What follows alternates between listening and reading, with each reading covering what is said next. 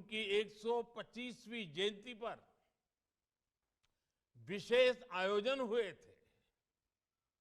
देश ने इस दिन को पूरे धूमधाम से सेलिब्रेट किया था।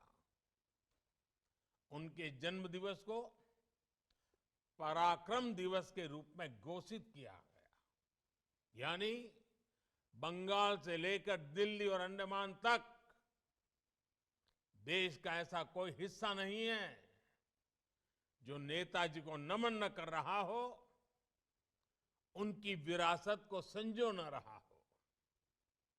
साथियों, बीते 8-9 वर्षों में नेताजी सुभाष चंद्र बोस से जुड़े ऐसे कितने ही काम देश में हुए हैं जिन्हें आजादी के तुरंत बाद से हो जाना चाहिए था, लेकिन उस समय नहीं हुआ। देश के एक हिस्से पर आजाद भारत की पहली सरकार 1943 में बनी थी। इस समय को अब देश ज्यादा गौरव के साथ स्वीकार कर रहा है। जब आजाद हिंद सरकार के गठन के 75 वर्ष पूरे हुए, तब लाल किले पर देश ने झंडा फहराकर नेताजी को नमन किया था। दशकों से नेताजी के जीवन से जुड़ी फाइलों को सार्वजनिक करने की मांग हो रही थी। ये काम भी देश ने पूरी श्रद्धा के साथ आगे बढ़ाया।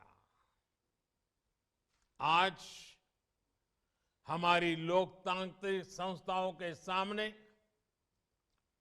कर्तव्य पथ पर भी नेताजी बोस की भव्य प्रतिमा हमें हमारे कर्तव्यों की याद दिला रही है।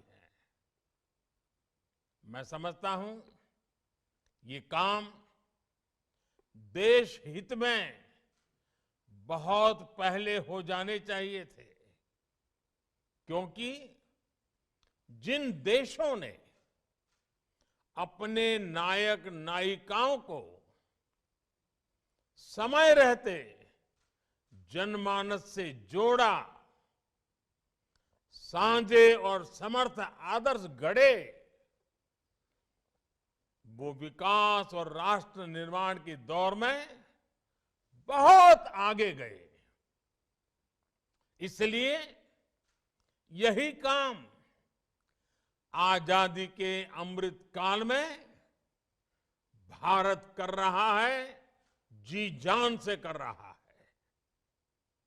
साथियों, जिन 21 द्वीपों को आज नया नाम मिला है,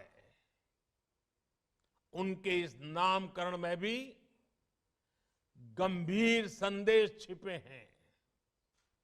ये संदेश है एक भारत श्रेष्ठ भारत की भावना।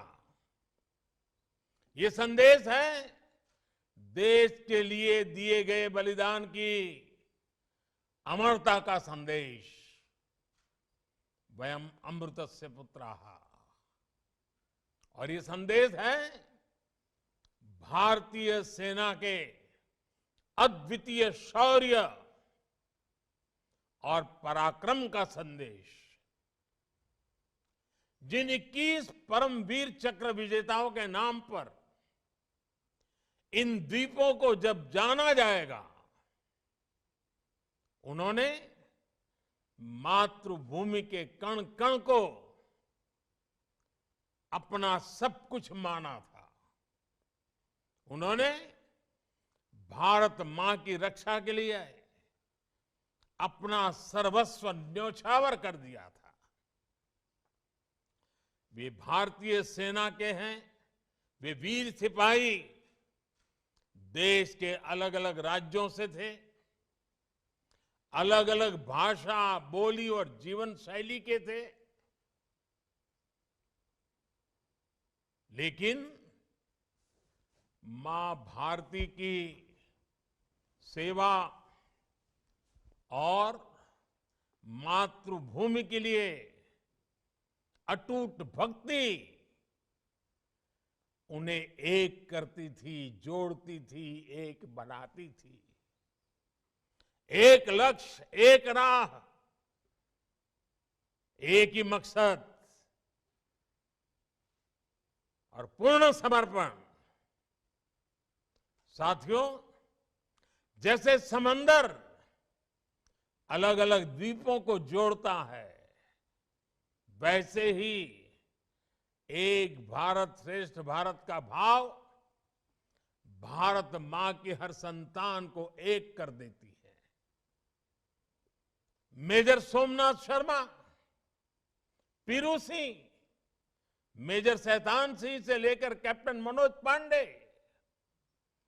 सूबेदार जोगिंदर सिंह और लांस नायक अल्बर्ट एक्का तक, वीर अब्दुल हमीद और मेजर रामास्वामी परमेश्वरन से लेकर सभी 21 परमवीर, सबके लिए एक ही संकल्प था, राष्ट्र सर्वप्रथम, इंडिया फर्स्ट। उनका यह संकल्प जब इन द्वीपों के नाम से हमेशा के लिए अमर हो गया है। करगिल युद्ध में ये दिल मांगे मोर का विजय घोष करने वाले कैप्टन विक्रम, इनके नाम पर अंडमान में एक पहाड़ी भी समर्पित की जा रही है। भाई और बहनों, अंडमान निकोबार के द्वीपों का ये नामकरण उन परमवीर चक्र विजेताओं का सम्मान तो है ही, साथ ही भारतीय सेनाओं का भी सम्मान है। पूरब से पश्चिम, उत्तर से दक्षिण, दूर सुदूर, समंदर हो या पहाड़, इलाका निर्जन हो या दुर्गम, देश की सेनाएं देश के कण कण की रक्षा में तैनात रहती है। आजादी के तुरंत बाद से ही हमारी सेनाओं को युद्धों का सामना करना पड़ा। हर मौके पर, हर मोर्चे पर हमारी सेनाओं ने अपने शौर्य को सिद्ध किया है। ये देश का कर्तव्य था कि राष्ट्र रक्षा इन अभियानों में स्वयं को समर्पित करने वाले जवानों को, सेना के योगदानों को व्यापक स्तर पर पहचान दी जाए। आज देश उस कर्तव्य को, उस जिम्मेदारी को पूरे करने का हर कोशिश प्रयास कर रहा है। आज जवानों और सेनाओं के नाम से देश को पहचान दी जा रही है। साथियों, अंडमान एक ऐसी धरती है जहां पानी, प्रकृति, पर्यावरण, पुरुषार्थ, पराक्रम, परंपरा, पर्यटन, प्रबोधन और प्रेरणा सब कुछ है। देश में ऐसा कौन होगा जिसका मन अंडमान आने का नहीं करता है। अंडमान का सामर्थ्य बहुत बड़ा है। यहां पर अथाह अवसर है। हमें इन अवसरों को पहचानना है। हमें इस सामर्थ्य को जानना है। बीते 8 वर्षों में देश ने इस दिशा में लगातार प्रयास किए हैं। कोरोना के झटकों के बाद भी पर्यटन क्षेत्र में अब इन प्रयासों के परिणाम दिखाई देने लगे हैं। 2014 में देश भर से जितने पर्यटक अंडमान आते थे, 2022 में उससे करीब करीब 2 गुने लोग यहां आए हैं। यानी पर्यटकों की संख्या दोगुनी हुई है, तो पर्यटन से जुड़े रोजगार और आय भी बढ़े हैं। इसके साथ ही एक और बड़ा बदलाव बीते वर्षों में हुआ है। पहले लोग केवल प्राकृतिक सौंदर्य के बारे में, यहां के बीचेस के बारे में सोचकर अंडमान आते थे, लेकिन अब इस पहचान को भी विस्तार मिल रहा है। अब अंडमान से जुड़े स्वाधीनता इतिहास को लेकर भी उत्सुकता बढ़ रही है। अब लोग इतिहास को जानने और जीने के लिए भी यहां आ रहे हैं। साथ ही अंडमान निकोबार के द्वीप हमारी समृद्ध आदिवासी परंपरा की धरती भी रहे हैं। अपनी विरासत पर गर्व की भावना इस परंपरा के लिए भी आकर्षण पैदा कर रही है। हम नेताजी सुभाष चंद्र बोस से जुड़ी स्मारक और सेना के शौर्य को सम्मान देशवासियों में यहां आने के लिए नई उत्सुकता पैदा करेगा। आने वाले समय में यहां पर्यटन के और भी असीम अवसर पैदा होंगे। साथियों, हमारे देश की पहले की सरकारों में खासकर विकृत वैचारिक राजनीति के कारण दशकों से जो हीन भावना और आत्मविश्वास की कमी रही, उसके कारण देश के सामर्थ्य को हमेशा अंडर एस्टिमेट किया गया।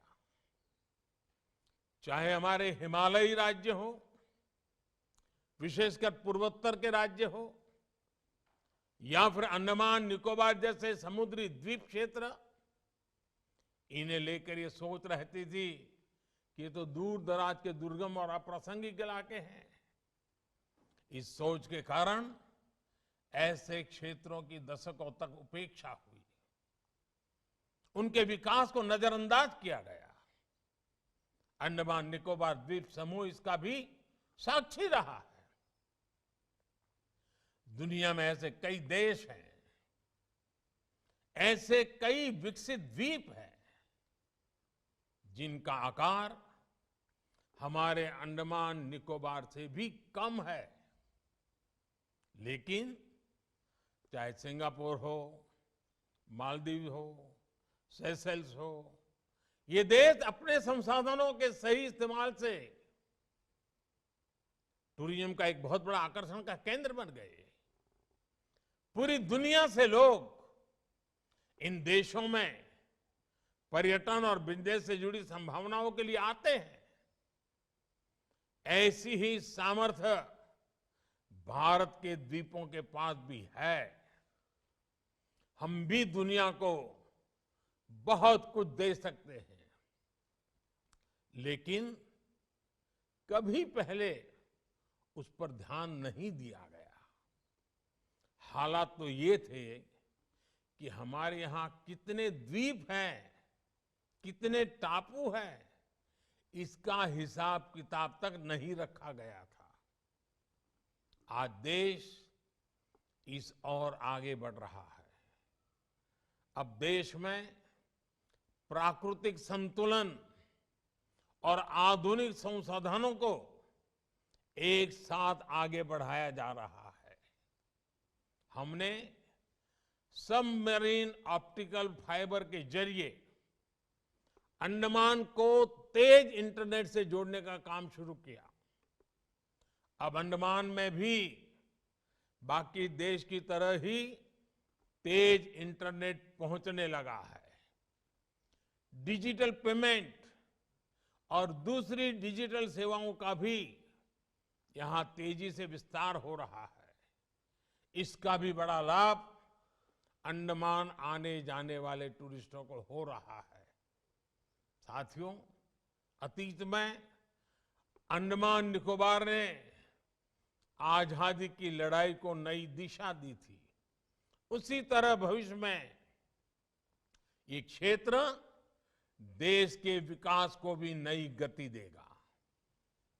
मुझे विश्वास है हम एक ऐसे भारत का निर्माण करेंगे जो सक्षम होगा, समर्थ होगा और आधुनिक विकास की बुलंदियों को छुएगा।